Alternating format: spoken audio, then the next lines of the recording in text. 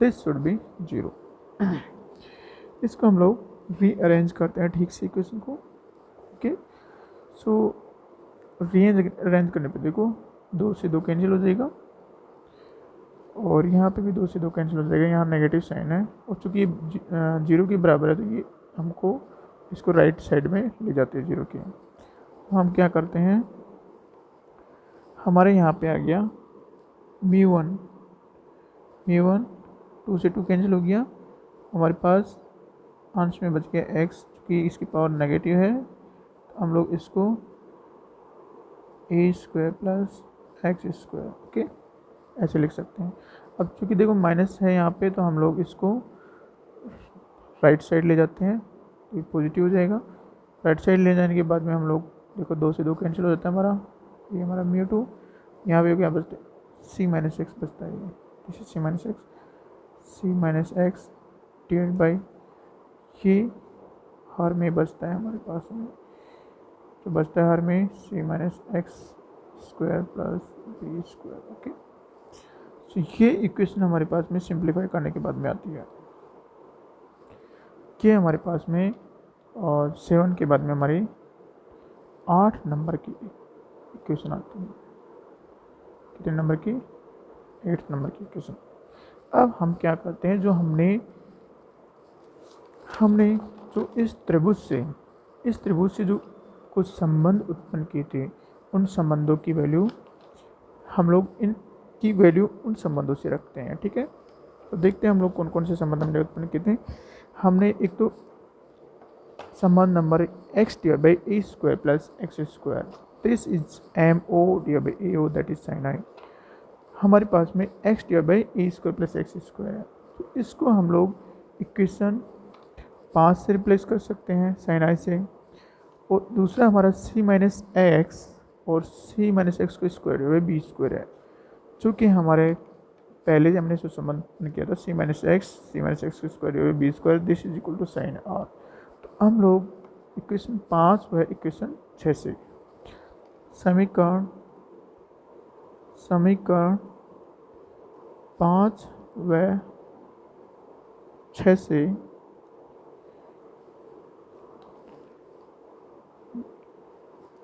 क्रमशः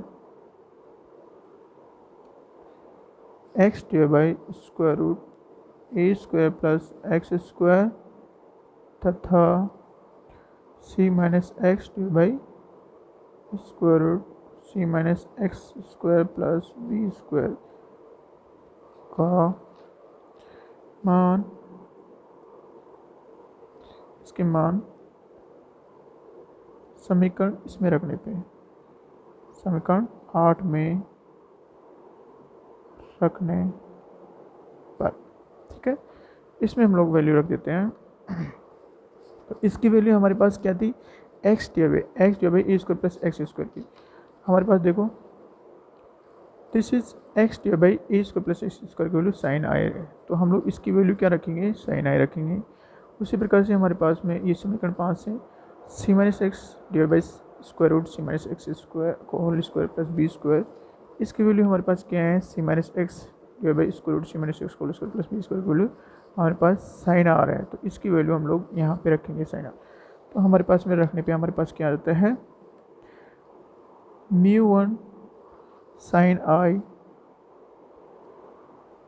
okay, equal to μ2 sin r, ये हमारे पास आ जाती है। तो इसको हम लोग उचित फॉर्म में रखते हैं। इसको हम लोग रीअरेंज करने पे sin i divide by sin r equal to μ2 divide by μ1, okay. और जो हमारा μ2 डिवाइड बाई μ1 है, हमने देखा था कि जो स्नेल का नियम था वो sin i divide by sin r है, तो देखो हमने यहाँ पे उत्पन्न कर लिया, ही आप यहाँ से देख सकते हैं इजीली,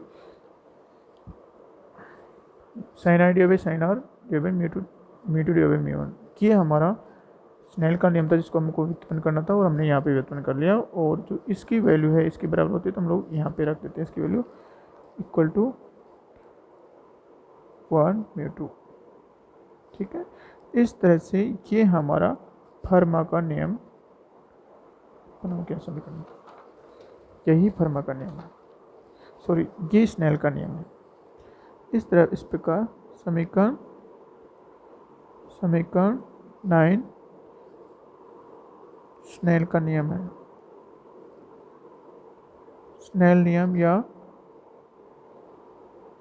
अपवर्तन का एक नियम है। ठीक है, इस तरह से हमने देखा कि फर्मा के नियम की सहायता से हमने स्नेल के नियम को उत्पन्न किया। हम यहाँ पे करेक्शन कर लेते हैं। हमारा ये एंगल है, ये हमारा 90 माइनस आर है और ये हमारा आर है। ठीक है, और उसके अलावा हम देखते हैं कि अपवर्तन के दो नियम, बाकी जो नियम है वो भी इसकी सहायता से हम लोग निकाल सकते हैं। यहाँ पे देखो, आपतन कोण है हमारा आई, तो इस आपतन कोण है, ये अपवर्तन कोण है आर। तो आपतन कोण की ज्या और अपवर्तन कोण की ज्या दूसरे माध्यम का अपवर्तनांक है उसका डिवाइडेड बाई प्रथम माध्यम का अपवर्तनांक, इसको हम लोग बोलते हैं दूसरे माध्यम का प्रथम माध्यम के सापेक्ष अपवर्तनांक। ओके, तो इस प्रकार से हमारा जो स्नेल का नियम है कि हम नियम पहले ही लिख चुके हैं इसलिए लिखेंगे नहीं, इस प्रकार से स्नेल का नियम सिद्ध होता है हमारा।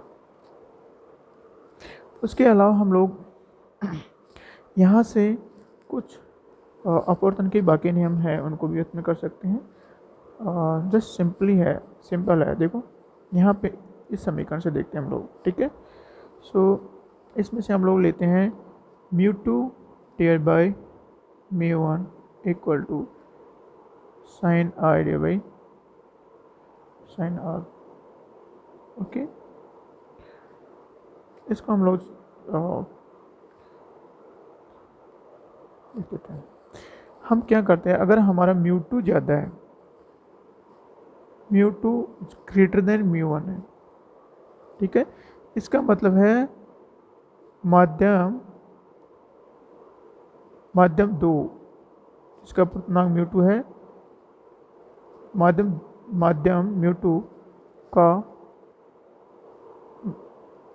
μ2 सघन माध्यम है।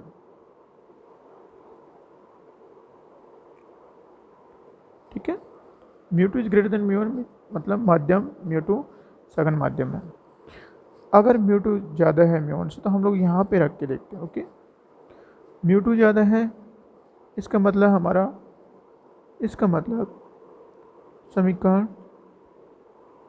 समीकरण 10 से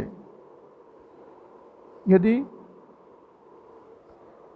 μ2 इज ग्रेटर देन μ1, इसका मतलब है कि sine i greater than sine are.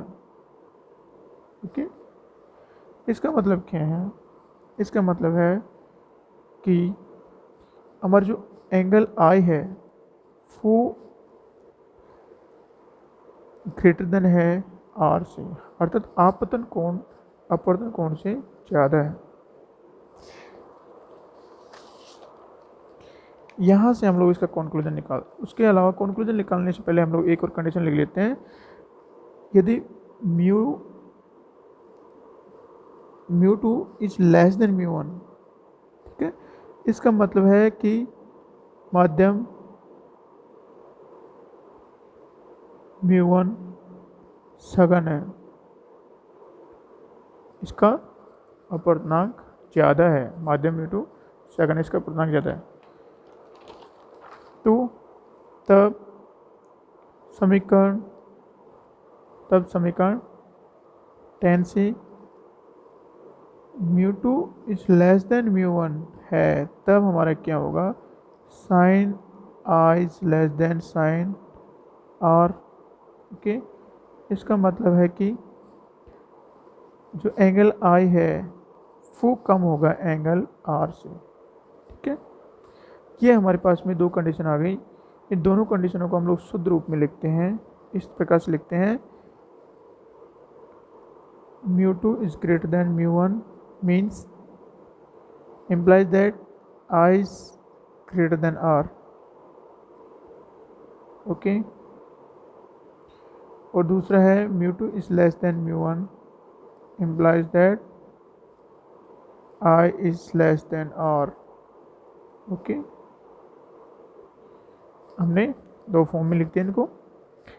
Okay, अब हम लोग यहाँ से त्रिभुज से निकालते हैं। हमारा जो त्रिभुज था ये रहा।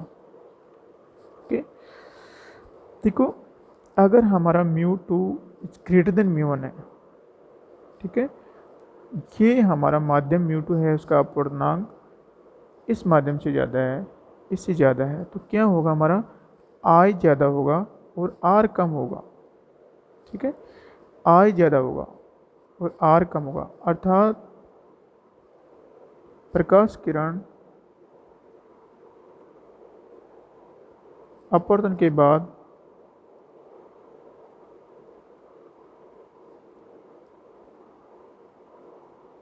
अभिलंब, ये भट्टी कब है, अभिलंब की ओर मुड़ जाती है। ठीक है, अगर प्रकाश किरण विरल माध्यम से सघन माध्यम में जा रही है, ये विरल माध्यम से सघन माध्यम में जा रही है, तो प्रकाश किरण अपवर्तन के बाद अभिलंब की ओर मुड़ जाती है। दूसरा, यदि प्रकाश किरण सघन माध्यम से विरल माध्यम में जा रही है, तो यहाँ पे हमारा जो I है वो हमारा R से कम होगा, मतलब कि ज़्यादा होगा, तो क्या होगा, ये अभिलंब इससे दूर हट जाएगा ये। ठीक है, इसका मतलब है प्रकाश किरण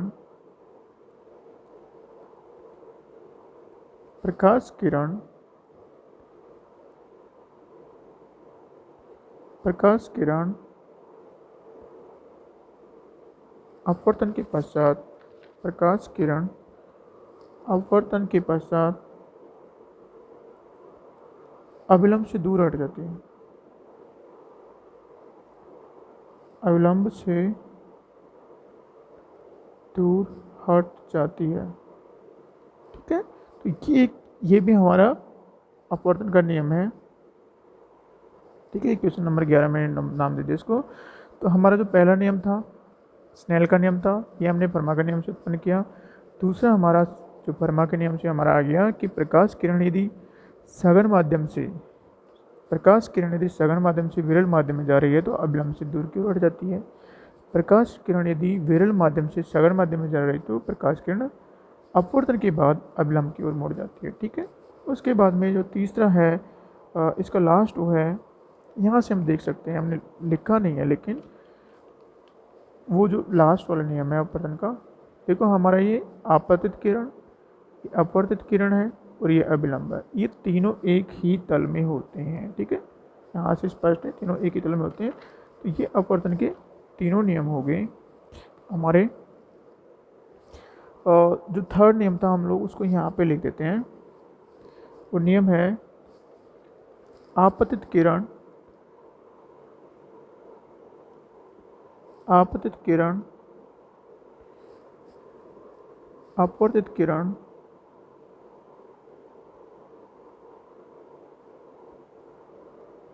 तथा अभिलंब तीनों एक ही तल में होते हैं। ठीक है, तो इस प्रकार से हमने फर्मा के नियम की सहायता से अपवर्तन के तीनों नियमों को यत्न किया। पहला नियम जो स्नेल का नियम था कि आपतित कोण की ज्या तथा अपवर्तन कोण की ज्या दूसरे माध्यम का प्रथम माध्यम के सापेक्ष अपवर्तनांक के बराबर होता है। दिस इज दूसरे माध्यम का प्रथम माध्यम के सापेक्ष अपवर्तनांक। और उसके अलावा जो अपवर्तन का एक नियम है कि आपतित किरण, अपवर्तन किरण तथा अभिलंब तीनों एक ही तल में होते हैं, वो हमारा जो त्रिकोणमितीय हमारा जो चित्र है उसकी सहायता से हम लोग देख सकते हैं आसानी से। और जो एक और नियम है अपवर्तन का कि प्रकाश किरण अपवर्तन के बाद अभिलंब की ओर मुड़ जाती है, यहाँ से हमें पता चलता है कि हमें शो करता है कि कैसे प्रकाश किरण अपवर्तन के बाद अभिलंब की ओर मुड़ जाती है, कि तभी मुड़ेगी जब प्रकाश किरण, देखो μ1 μ2 से कम है, मतलब माध्यम 1 विरल है, माध्यम 2 सघन है। अतः माध्यम प्रकाश की किरण अगर विरल माध्यम से सघन माध्यम में जाएगी तो प्रकाश की किरण अपवर्तन के बाद अभिलंब की ओर मुड़ जाती है, मतलब हमारा जो अपवर्तन कोण है वो हमारा आपतन कोण से कम होगा। और दूसरा है अगर प्रकाश की किरण सघन माध्यम से विरल माध्यम में जा रही है, अर्थात μ1 इज ग्रेटर देन μ2, तो हमारा क्या होगा कि प्रकाश किरण अपवर्तन के बाद, प्रकाश किरण अगर विरल माध्यम से सघन माध्यम से विरल माध्यम में जा रही है तो प्रकाश किरण अपवर्तन के पश्चात अभिलंब से दूर हट जाती है, मतलब हमारा आर ज़्यादा है। तो ये हमारा एक लेक्चर पूरा हुआ। अगला लेक्चर होगा हमारा कि कैसे हम लोग फर्मा के नियम की सहायता से परावर्तन के नियमों को व्यक्त कर सकते हैं। Thank you.